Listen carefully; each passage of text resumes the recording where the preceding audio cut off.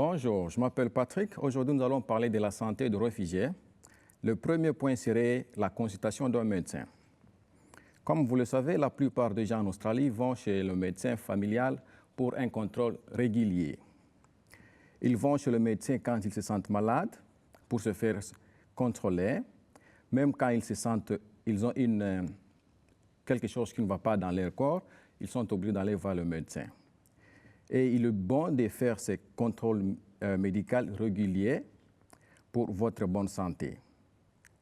Ceci signifie que chaque année, le médecin vous fait des contrôles, internes y compris, pour voir ce qui ne va pas et pour vous faire un traitement dont vous avez besoin.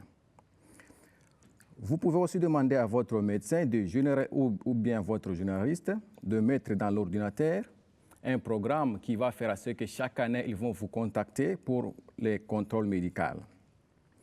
Souvent, les hommes n'ont pas l'habitude d'aller voir le médecin pour des examens, mais il est très important de commencer à y aller, voir le médecin de la famille pour des examens ou des contrôles réguliers.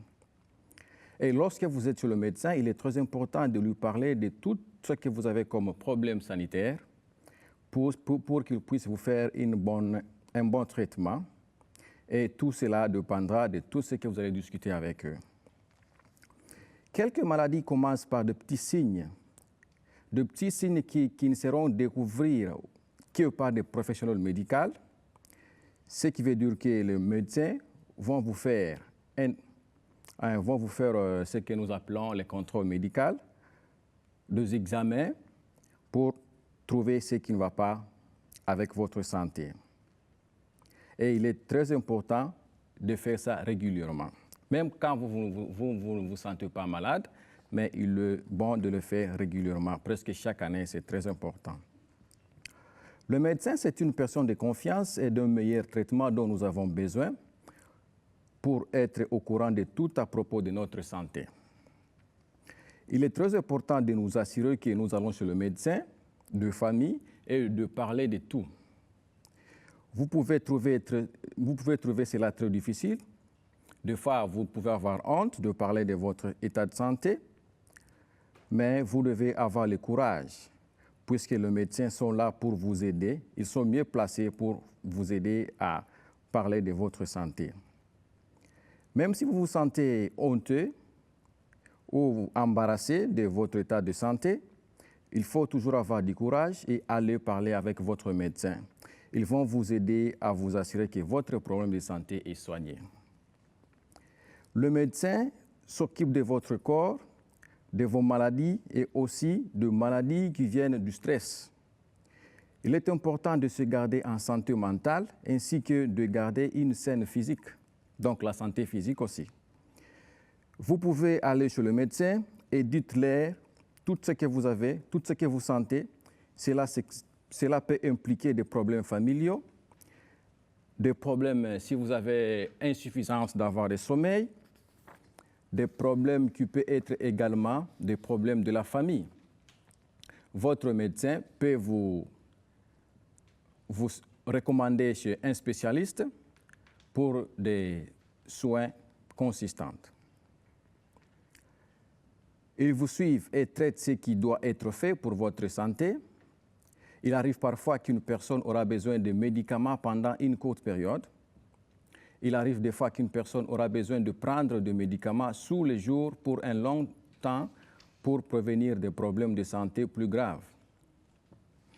Parfois, le médecin recommande que vous voyez votre spécialiste ou des experts, par exemple des experts dans les aliments ou les diététiciens ou des gens de sains pour ceux qui s'occupent de maladies des yeux, par exemple. Vous êtes en mesure de choisir votre propre médecin. Vous avez le choix. Vous pouvez choisir un homme tout comme une femme dont les choix vous semblent. Si vous n'êtes pas erré, votre médecin, vous pouvez choisir un autre. Lorsque vous choisissez votre médecin, c'est une bonne idée de demander à des amis, à des membres de la famille ou aux gens de votre communauté sur laquelle ils se sont contactés. Si vous trouvez l'anglais difficile, alors vous devriez demander à votre médecin s'il peut vous montrer comment utiliser le service d'interprète pour parler votre langue. La plupart des médecins travaillent par nomination. Il est important d'y aller faire une nomination au centre médical. Lorsque vous effectuez la nomination, les réceptionnistes savez que vous aurez besoin d'un interprète afin qu'il puisse réserver un pour vous. Vous ne pouvez pas seulement s'attendre à avoir le médecin immédiatement. Si vous venez de tourner jusqu'il peut vous être demandé de quitter ou attendre très longtemps et ne peuvent toujours pas voir le médecin. Si vous êtes malade, alors quand vous êtes là, la nomination, vous devez leur dire que vous êtes très malade afin qu'ils savent. Il est important d'arriver au centre médical environ 5 minutes avant l'heure de votre rendez-vous. Parfois, si vous mettez en place tardive, votre nomination ne sera plus disponible et vous devrez procéder à une nouvelle nomination et dû revenir peut-être les jours suivants. Lorsque vous accédez à votre nomination, vous devez vous rendre dans le centre médical et dire à la réceptionniste que vous êtes présente pour qu'il puisse vous réserver et signaler le docteur ou votre médecin. Puis s'asseoir et attendre pour que le réceptionniste ou le médecin vous appelle pour votre consultation. Si vous avez besoin d'un interprète, il est bon de leur rappeler qu'il vous en fait un pour votre nomination. Lorsque votre nom est appelé, vous allez avoir le médecin et dites-lui pourquoi vous êtes là. Vous pouvez tirer le meilleur profit de votre visite chez le médecin en pensant en avance de tous vos problèmes de santé et vous assurer que vous n'oubliez pas de lui parler de tout ce qui vous inquiète. Informez le médecin de tous les médicaments que vous prenez. Cela comprend le plante médicinale, le remède traditionnel, le remède, les vitamines et les herbes. Il est bon d'apporter tous vos médicaments que vous prenez avec vous pour les montrer au médecin, surtout si c'est la première fois que vous avez vu ce médecin. Si vous ne pouvez pas vous passer de votre rendez-vous, vous devez appeler et annuler votre rendez-vous à l'avance. Certains spécialistes ou certains médecins vous demanderaient de payer des frais d'annulation puisque vous n'étiez pas à la chirurgie ou vous n'êtes pas rendu à votre rendez-vous. Si vous avez besoin d'un interprète pour le médecin, veuillez le signaler afin qu'il puisse organiser un pour vous. Si vous voulez un interprète pendant votre rendez-vous avec le médecin, vous lui dites quelle langue et qu'il puisse organiser un pour vous. Par exemple, vous direz « j'aurai besoin d'un interprète ». Mentionnez également si vous voulez un interprète de face à face ou un interprète sur téléphone. Les médecins sont toujours en mesure d'utiliser gratuitement les interprètes n'importe quel jour ou quelle heure qu'il fait. Le médecin peut appeler l'interprète en ligne qui est de 1-800 131 450 pour obtenir un interprète de téléphone. Si vous avez besoin d'un interprète pour la nomination au médecin, veuillez composer le numéro 13 14 50 et demander pour votre langue. Attendez que l'interprète en ligne puisse vous mettre et vous êtes en contact avec leur numéro de téléphone. Des interprètes officiels sont formés de garder des renseignements confidentiels et ne sont pas autorisés de parler de vos problèmes avec quelqu'un autre à l'extérieur de la consultation avec le médecin. Vos informations seront gardées confidentielles. Lorsque vous visitez votre médecin de la famille, qu'il pourrait être important pour vous de parler de thèmes suivants à votre médecin. Premièrement, nous allons parler de la santé sexuelle. Certaines maladies peuvent se transmettre par de personnes à une autre pendant des relations sexuelles. Bon nombre de ces maladies, vous ne savez pas parce que vous n'avez pas eu à vous être consulté. Vous pouvez attraper des infections sexuellement transmissibles d'autres personnes lorsque vous avez des relations sexuelles avec eux.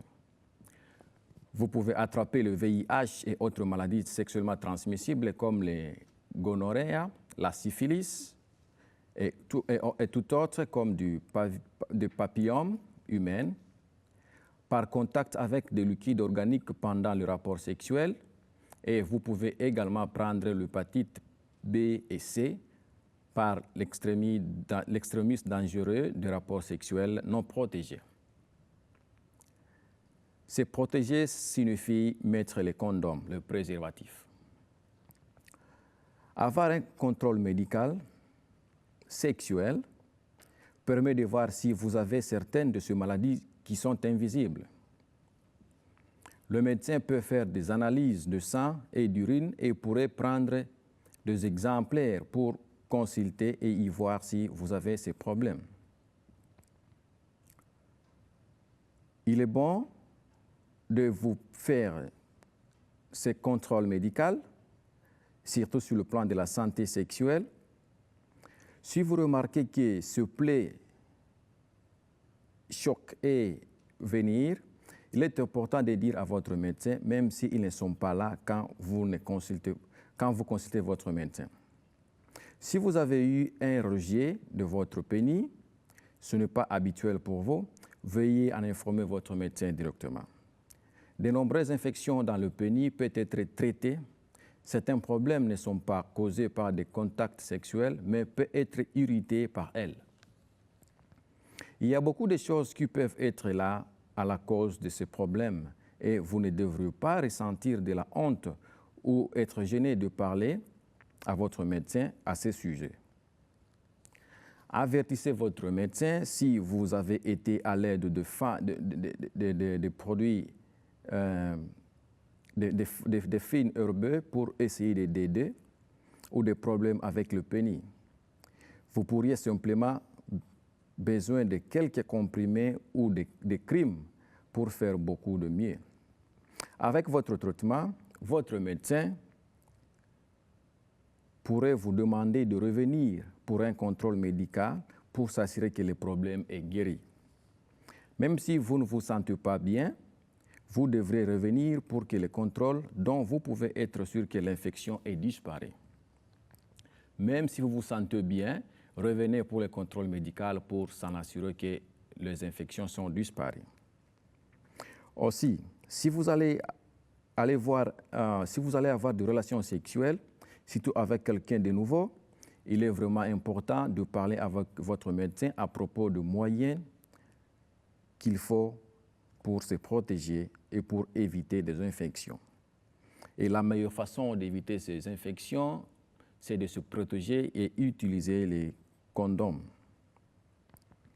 Maintenant, nous allons parler de VIH et de l'hépatite B et C. En Australie, il y a encore beaucoup de gens qui ont le VIH et l'hépatite B et C d'infection. Vous devez pratiquer une sexualité sans risque pour vous réduire votre risque de contacter ces infections. Cela signifie que vous devez vous protéger contre de nombreuses infections sexuellement transmissibles en portant des préservatifs et ayant aussi des tests faits par votre médecin pour vous et la personne que vous avez des relations sexuelles avec. Il est important de rappeler qu'une personne peut avoir le VIH ou une autre infection sexuelle et semble encore très bien. Vous ne pouvez pas dire qu'il a une infection ou non. Parfois, la personne avec l'infection ne sait pas qu'il est infecté parce qu'ils n'ont pas été chez le docteur pour le contrôle médical. Même si elle avait un contrôle avant, s'ils ont eu des rapports sexuels depuis ou après les jours de contrôle, il se peut que si vous vous êtes pas protégé, vous pouvez être contacté. Il serait mieux de faire ces contrôles médicaux régulièrement. Vous ne vous sentez pas honteux de parler chez votre médecin qu'une infection sexuelle ou le VIH ou l'hépatite. En Australie, il y a beaucoup de choses que vous pouvez faire pour vous garder bien longtemps si vous avez ces infections. Vous serez bien à mesure de travailler avec votre médecin pour obtenir un plan à cet effet. Si vous revenez à l'Afrique ou ailleurs et avoir du rapport sexuel avec quelqu'un pendant que vous êtes à l'extérieur, il est important d'utiliser des condoms lorsque vous avez des relations sexuelles et d'obtenir un autre vérifié quand vous revenez en Australie. Il est également important de porter un condom chaque fois que vous avez des rapports sexuels jusqu'à ce que vous ayez le résultat du test de retour et puis aussi porter les condoms si vous avez des rapports sexuels avec quelqu'un de nouveau. Nous allons parler du point suivant. Nous allons parler de maladies chroniques de notre santé. Si vous avez des problèmes de tension artérielle, des problèmes de cardiaque, de diabète ou d'autres maladies ou problèmes de santé qui durent depuis très longtemps, que vous devrez gérer ça depuis très longtemps. Il n'y a pas une semaine ou un mois de traitement. Vous devez prendre soin de cette santé, de suivre des instructions du médecin concernant les aliments que vous mangez de tout le temps. Peut-être avez-vous besoin d'arrêter de manger du sucre ou d'arrêter de boire de boissons gazeuses ou d'alcool.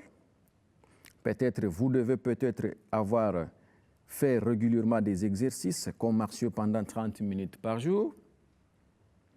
Peut-être vous avez besoin de cesser de fumer.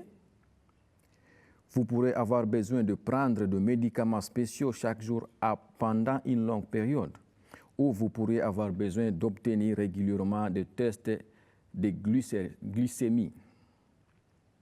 Il est très important de parler au médecin et suivre les instructions de votre médecin et continuer de faire ce qu'ils disent pour la longue période de temps, peut-être des années et pas seulement quelques semaines. Votre médecin vous dira combien de temps vous devez continuer de faire ces choses. Vous aurez besoin de revenir pour le médecin, de vérifier, même si vous vous sentez bien. Parfois, votre médecin va organiser des contacts pour faire des tests de tester votre sang pour vérifier que vous êtes bien resté en bonne santé. Les symptômes urinaires. Si vous avez ces symptômes, par exemple, difficulté à uriner, un lent ou flux interrompu de l'urine, miction fréquente, y compris de nuit, vous n'arrivez pas à contrôler votre urine, par exemple, vous urinez d'une façon désordonnée, il est important de parler à votre médecin de famille à ce sujet. Nous allons parler d'un autre point, la planification familiale. La planification familiale ou la contraception signifie la prévention de la grossesse. En Australie, les hommes, tout comme les femmes, sont censés d'assumer la responsabilité de leur planification familiale. Pas seulement la femme, si une femme devient enceinte, puis le père de l'enfant est censé de soutenir l'enfant jusqu'à ce qu'il grandisse et le bureau de l'impôt prendra de l'argent du salaire afin d'assurer que l'enfant est pris en charge. Il existe un certain nombre de différentes méthodes de contraception. Il est important de choisir celui qui répond le mieux à vos besoins.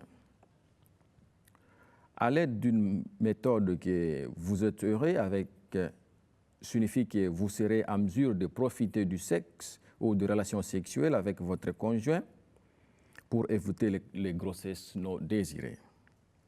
Parlez avec votre médecin de famille sur toutes les méthodes de planification de la famille ou de la contraception.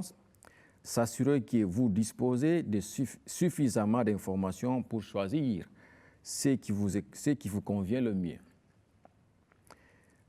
La fertilité. Lorsque vous souhaitez avoir un enfant et elle ne vient pas. Parfois, lorsque vous souhaitez avoir un enfant, il se peut être difficile que vous ne tombez pas enceinte. Si tel est le cas, consultez votre médecin ou bien votre généraliste de famille et parlez de vos préoccupations. Les tests de fertilité peuvent être faits pour savoir pourquoi la grossesse n'est pas possible chez vous. Il est très important que les femmes et les hommes acceptent d'avoir les tests de fertilité. Si, comme un homme, vous refusez d'avoir les tests de fécondité, lorsque votre épouse essaie d'avoir un bébé, alors qu'ils ne se laisseront pas, sont à son tour de plus en plus de faire le test, cela signifie que votre médecin ne sera pas capable de travailler à savoir pourquoi elle ne tombe pas enceinte. Et votre épouse ne sera pas en mesure d'obtenir de l'aide de votre médecin pour qu'il soit enceinte et obtenir un bébé. Nous allons parler d'un autre point, ça c'est la vaccination. L'Australie a un programme national de vaccination qui prévoit la vaccination de certains groupes tels que les enfants gratuitement. Demandez à votre médecin de famille pour plus d'informations sur ce programme. En Australie, il existe certaines vaccinations pour des choses qui sont différentes pour les vaccinations disponibles dans votre pays d'origine. Lorsque vous venez de l'Australie, certains de ces vaccins, comme ceux contre l'hépatite B, peuvent être organisés pour vous gratuitement par le gouvernement si vous interrogez votre médecin. Même si vous avez eu quelques vaccinations avant d'y arriver en Australie, si vous n'avez pas vos dossiers médicaux avec vous, votre médecin vous conseille d'avoir plus de vaccinations ici pour vous assurer pleinement et être protégé. C'est pour vous protéger contre certaines maladies qui peuvent être entièrement évitées, au moins graves en ayant ces injections. Il est vraiment important que vous disposiez de toutes les aiguilles pour être correctement protégé. Avec certaines de ces vaccinations, votre médecin ou l'infirmier va dire que vous devez avoir, vous aurez peut-être avoir besoin de vous protéger contre les germes. Il est très important de vérifier avec votre médecin pour savoir si vous disposez avec toutes vos injections.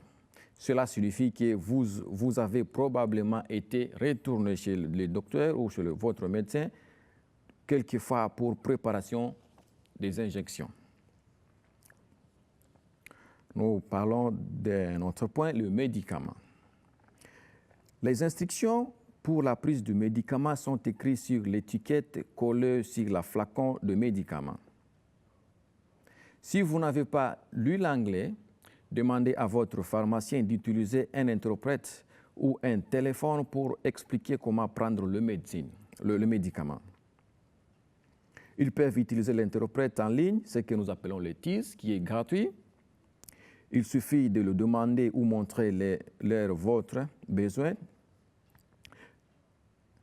Et une fois vous le signalez, vous allez comprendre au moyen d'un interprète les instructions qu'il faut prendre pour utiliser ce médicament. Vous pourriez demander à un interprète pour écrire sur elle le plaque, ou vous pouvez marquer le plaque ou sur le flacon d'une certaine façon, de sorte que vous saviez ce qu'il faut et quand il faut prendre le médicament, par exemple. D'un point rouge signifie quart de médicament à prendre 2 fois par jour, par exemple. Et ici en Australie, certains médicaments sont disponibles d'astopharmacie sans une ordonnance médicale. Et certains médicaments, vous devez toujours avoir une ordonnance médicale pour les avoir aux pharmacies. Et pour avoir l'ordonnance médicale, il vous est conseillé d'aller consulter votre médecin et après la consultation, votre médecin va vous prescrire l'ordonnance médicale pour acheter ce médicament.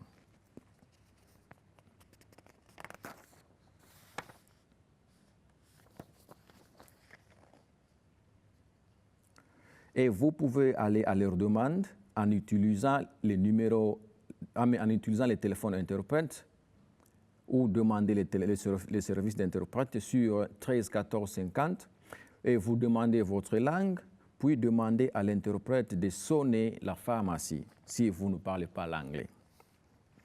Si vous avez une carte de soins de santé montrant toujours chez le pharmacien, quand vous obtenez vos médicaments, puisque certains médicaments ont des réductions, mais pas tous les médicaments. Lorsque vous prenez le médicament, vous devez s'assurer que vous ne prenez pas les médicaments qui ont été prescrits pour une autre personne qui souffrait avant vous. À ne pas utiliser de médicaments qui sont anciens ou qui sont déjà expirés. Assurez-vous que chaque fois que vous achetez le médicament, vous demandez au pharmacien de vous montrer la date d'expiration sur le flacon. Ne pas donner de médicaments que le médecin a prescrits pour vous à quelqu'un d'autre, y compris vos enfants ou vos parents à l'étranger. Il se pourrait que si vous leur donnez votre médicament, vous faites à la personne peut encore tomber malade. Ils sont surtout pour d'autres maladies que vous ne savez pas, mais puisque vous pensez que les symptômes sont les mêmes, vous jugez bon de les donner le médicament que vous avez utilisé, cela est déconseillé. Assurez-vous de garder le médicament à un niveau élevé, loin des enfants. Si les enfants peuvent trouver ce médicament, et s'ils le prenaient, c'est très dangereux pour eux. Sur ce, on nous conseille de prendre ce médicament, de le cacher quelque part, où il faut bien pour le protéger contre les enfants. Si vous pensez que votre enfant a pris votre médicament, vous devez appeler le 00 pour une ambulance immédiatement et avoir le médicament que l'enfant a utilisé sur place pour qu'on puisse le soigner. Si vous ne parlez pas le français, dites-lui que vous avez besoin d'un interprète. Toujours gardez la prise des comprimés pour aussi longtemps que votre médecin vous dit de le faire. Certains comprimés, par exemple comme des antibiotiques, vous avez besoin de prendre jusqu'à ce que vous terminez la cure. Certains médicaments que vous devez prendre toujours, par exemple, de la pression artérielle ou le médicament de la diabète. Demandez à votre médecin ce qu'il doit faire lorsque votre médicament vient de manquer. Si ce n'est que le médecin vous a dit de ne pas arrêter de prendre le médicament, même si vous vous sentez mieux, parlez à votre médecin avant d'arrêter tous les médicaments qu'ils vous ont demandé de prendre. Si même vous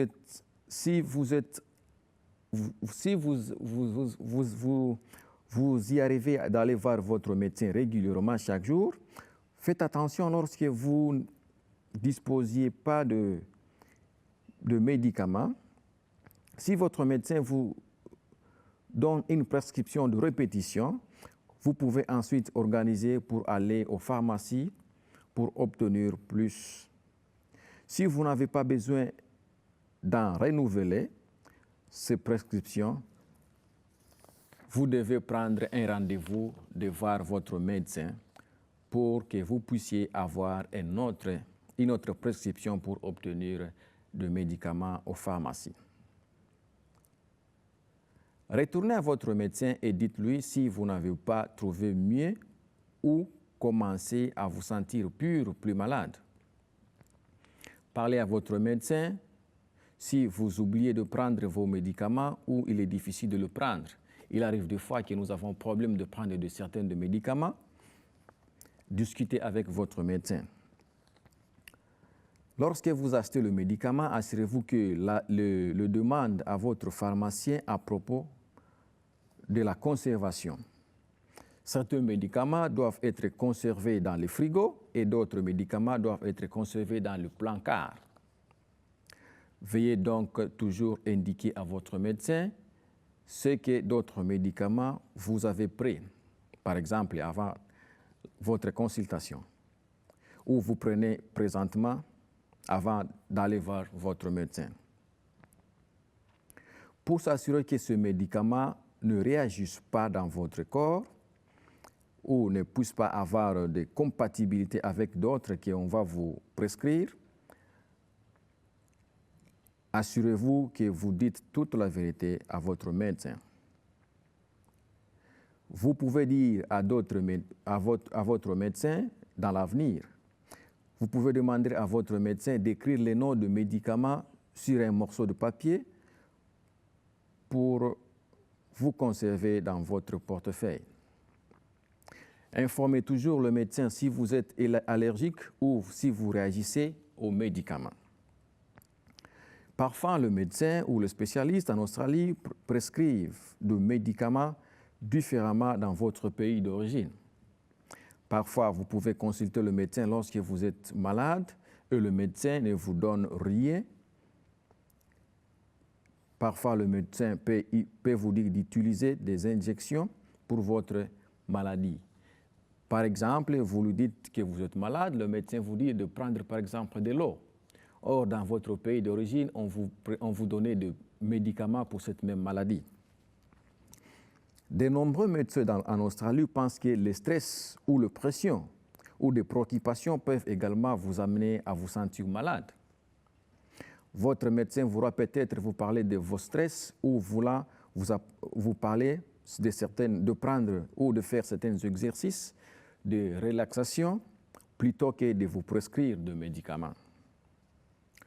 Lorsque le médecin de l'Australie pense que vous ne pouvez pas ou vous pouvez cesser d'être malade ou de rester en bonne santé en ayant un régime alimentaire sain avec plus de fruits, par exemple, il peut vous conseiller de prendre beaucoup de fruits, de manger beaucoup de légumes, de ne pas manger beaucoup de sucre ou de ne pas manger des choses qui ont beaucoup de café ou de faire d'exercices ou d'autres activités. Ceci peut vous sembler étrange. Ceci peut être étrange pour vous, mais les médecins ont étudié ces questions et savent ce qui est bon pour votre santé. Nous allons parler maintenant de la vitamine D. Les gens et les enfants ayant la peau noire, foncée, courent le risque de faiblesse et ont besoin de vitamine D. Si vous n'avez pas suffisamment de vitamine D dans votre corps, vous pouvez avoir ce qu'on appelle la courbature. Vous pouvez avoir ce qu'on appelle des crampes. Vous pouvez avoir des douleurs musculaires, donc dans vos muscles, vous avez souvent des douleurs. Vous pouvez avoir aussi des problèmes au niveau de vos os et vos os peuvent devenir faibles et se casser facilement. Ce qui est important, c'est de parler à votre médecin de la famille au sujet de la vitamine D et avoir un test si nécessaire. Aussi, si vous obtenez ce médicament pour la vitamine D, vous devez la prendre pour longtemps. Ne vous contentez pas de le prendre pour un temps ou pour quelques semaines et puis arrêter, puisque vous vous sentez bien. Vous devez la prendre pour longtemps jusqu'à ce que vous visitez votre médecin et votre médecin vous dit d'arrêter, par exemple, après la consultation. Maintenant, nous allons parler du cancer. Les cancers, parfois, vous ne pouvez pas avoir le cancer et vous ne vous sentez pas malade. Ces cancers sont souvent invisibles. C'est pourquoi il est important d'avoir des contrôles médicaux avec votre médecin de famille, mais aussi avoir un examen, ce qu'on appelle examen de dépistage du cancer. Donc, le contrôle médical pour vérifier cette maladie invisible qu'on appelle le cancer à l'intérieur de vous. Votre médecin de famille sera en mesure de vous parler de la façon d'organiser ces séances pour le contrôle médical qui sont nécessaires. Si vous avez un cancer de projection, après le contrôle médical, votre médecin trouve le cancer très tôt, c'est très bien puisque les traitements peuvent être beaucoup plus efficaces que lorsque ce cancer est détecté rapidement en Australie. Beaucoup de ces choses peuvent être faites au sujet du cancer. Gardez un œil sur le changement inhabituel pour votre corps. Nous avons différents types de cancers, entre autres le cancer des testicules. Dans certains hommes, les cancers de testicules ne causent aucun symptôme visible. D'autres hommes peuvent remarquer une ou plusieurs de ces symptômes, y compris les gonflements dans les testicules. Généralement, ces gonflements n'amènent pas de douleur, ou bien une sensation lourde dans le testicule, ou bien changement de taille ou la forme du testicule, ou bien encore une inflammation dans les testicules.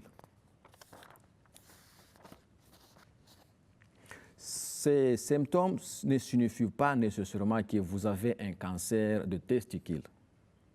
Ils sont communs à d'autres conditions, tels que le kyste, qui ne sont pas vraiment inoffensifs ou très graves.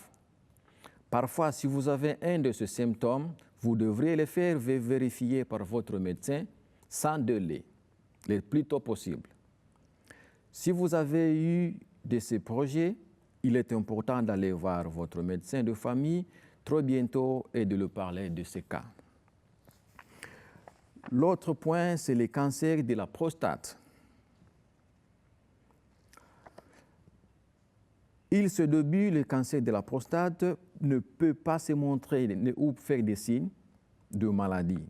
Si les symptômes du cancer de la prostate peuvent inclure la difficulté à uriner, si au moment où vous devez uriner, vous avez des difficultés à uriner, ou bien vous urinez d'une façon très lente, ou bien vous avez des interruptions en passant l'urine, vous avez de fréquents urines, c'est-à-dire que vous n'arrivez pas à contrôler votre urine, vous n'arrivez pas à freiner votre urine, n'importe quand vous pouvez uriner, ce sont des symptômes que vous devrez aller voir votre médecin. Les symptômes de cancer avancent de la prostate. Entre autres, quand vous passez l'urine, vous constatez que vous avez du sang dans l'urine. Vous constatez que des douleurs au moment d'uriner s'augmentent. Vous constatez que vous avez des douleurs au bas-ventre ou des douleurs qu'on appelle pelviennes. Donc, ces symptômes signifient toujours le cancer. Ils peuvent être d'autres choses qui ne sont pas les cancers. Il est important de parler à votre médecin et de ne pas ressentir de la honte. Votre médecin a besoin de savoir ce que vous avez comme problème afin qu'il puisse vous faire obtenir un traitement pour ces troubles. L'autre type de cancer, c'est le cancer des intestins. Pas tous les cancers de l'intestin montrent des symptômes. Toutefois, vous devriez aller voir votre médecin de famille pour vous assurer que vous avez le cancer des intestins. Parmi tant d'autres symptômes, nous citons saignement dans votre passage arrière, c'est-à-dire quand vous faites le caca, vous trouvez que vous avez du sang mélangé dans votre caca. Un changement d'habitude dans l'intestin, comme la constipation, vous n'arrivez pas à faire le caca, ce qu'on appelle le pouls, ou de la diarrhée qui s'arrête et d'un moment à un autre et qui revient. ou bien vous avez des douleurs à l'estomac, des douleurs abdominales ou ballonnaires. Perte de poids sans raison, pas d'appétit, fatigue, faiblesse et essoufflement sans aucune